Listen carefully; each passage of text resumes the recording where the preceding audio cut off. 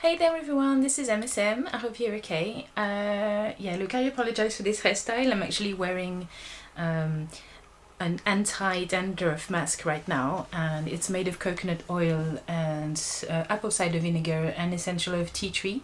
And yeah, I have to kind of get the oil out of the way so it doesn't go on my shoulders.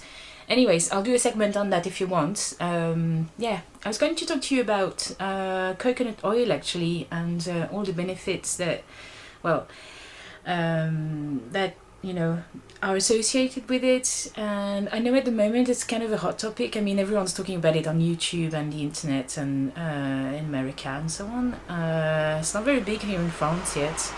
I'm trying to make it happen personally, but yeah, I wanted to discuss this from a multiple sclerosis point of view, because I would like some people's advice as to whether or not it's good for us as MS sufferers, because, well, I have read about the Swang diet, and the Swang diet is based on avoiding all the saturated fats, and coconut oil happens to be one of them. It's just that it contains, sorry about the background noise, this very noisy area where I live.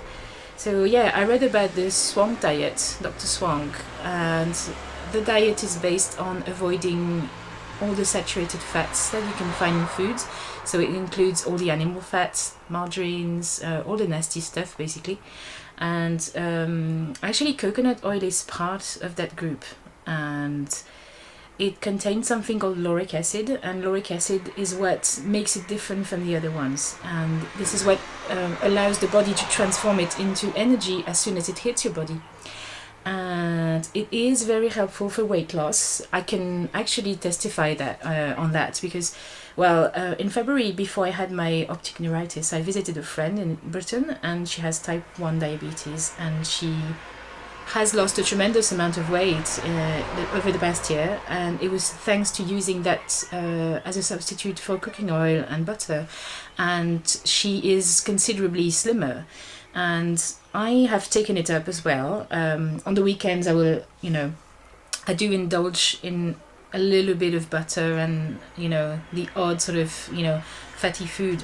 However, I've been using it to cook during the week. I'll do something on my diet at some other point, but yeah, to cut a long story short, it is really good for losing weight, because it will transform into energy right after, because of that lauric acid. However, I'm thinking I would like you guys' experiences, if you have any, of using that, and how you feel having multiple sclerosis or any kind of nerve disease actually, because it's part of the trans fat groups, not the trans fat but the saturated fat groups. So I'm wondering whether or not it's a good idea for anyone who suffers from MS to eat that.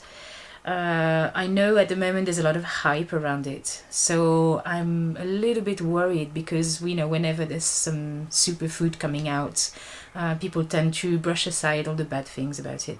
And but I thought, I looked it up on Wikipedia, which is, I know it's not the best source of information, but it was listed among the saturated fats, even though it has that lauric acid thing that makes it different from the other ones.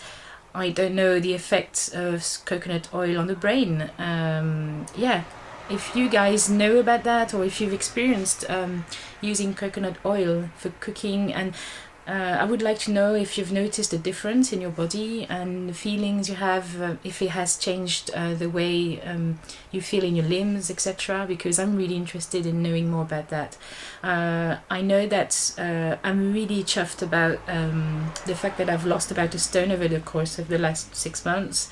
I really, I want to lose more weight, and but at the same time, if it turns out that coconut oil is bad for me, for my health, I don't know really. I'm willing to look at it and have a deeper insight into it, because I want to find out for sure if it's good for me or not. So yeah, if you could if you know about that first hand or second hand or whatever, just leave me a comment, and I will really appreciate it. Okay, thank you very much. Bye bye.